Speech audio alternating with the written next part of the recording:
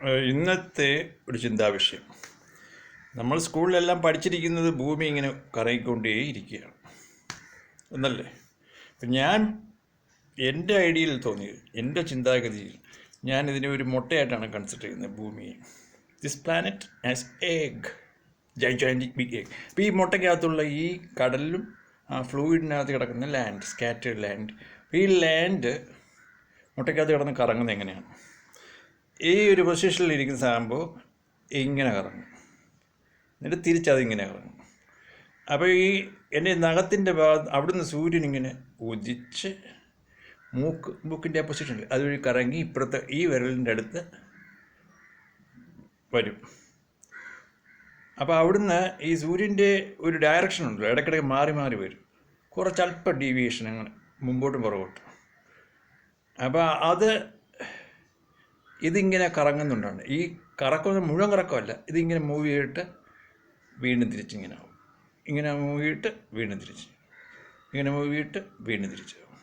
അപ്പോൾ എന്താ പറയുക, ഈ ഒരു ചെറിയ മൂവ്മെൻറ്റിലാണ് നമുക്കത് ഫീൽ ചെയ്യുന്നത്. സൂര്യൻ കുറച്ച് ഡീവിയേറ്റ് ചെയ്ത് ഉദിക്കുകയും അസ്തമിക്കുകയും ചെയ്യുന്നു. അപ്പോൾ ഈ മുഴുവനായിട്ടാണ് കറങ്ങുന്നതെങ്കിൽ എന്ത് സംഭവിക്കും?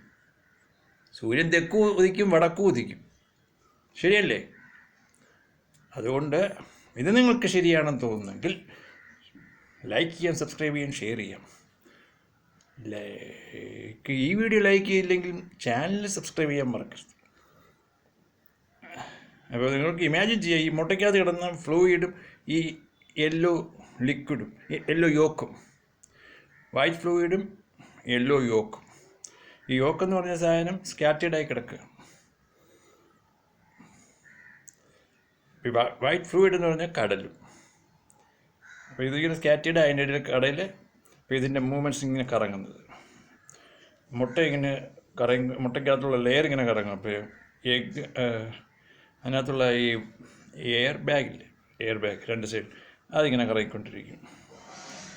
അപ്പം നമ്മുടെ ഈ ലാൻഡ് ഇങ്ങനെ ചെറുതായിട്ട് ഇങ്ങനെയാണ്, മറ്റേത് ഇങ്ങനെ കറങ്ങിക്കൊണ്ടിരിക്കും. ഇപ്പം ഈ മുട്ടയുടെ രണ്ട് സൈഡിലും ഉണ്ടല്ലോ എയർ ബാഗ്, ഒന്ന് ചെറുതും ഒന്ന് വലുതും, അതിങ്ങനെ കറങ്ങിക്കൊണ്ടിരിക്കും.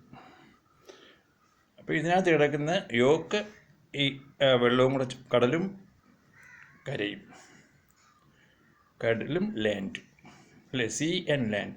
അത് ഇങ്ങനെ കറങ്ങി ഇങ്ങനെ മുഴുവൻ കറങ്ങത്തില്ല, ഇങ്ങനെ മൂവ് ചെയ്ത് ഇങ്ങനെ മൂവ് ചെയ്ത് reverse and forward and reverse. അതുകൊണ്ടാണ് നമ്മുടെ സൂര്യൻ ഉദിക്കുമ്പോൾ ദിവസങ്ങളിൽ ചില ഡീവിയേറ്റ് കുറച്ച് മാറി മാറി ഉദിക്കുന്നത് തോന്നുന്നു. അസ്തമിക്കുമ്പോഴും നിരന്തരമായി നിരീക്ഷിക്കുന്നവർക്ക് മനസ്സിലാവും, ഇന്ന് ഉദിച്ചത് അസ്തമിച്ചത് ഇവിടെ, കുറച്ച് കഴിയുമ്പോൾ കുറച്ചും കൂടെ മാറി, അങ്ങനെ തോന്നുന്നു.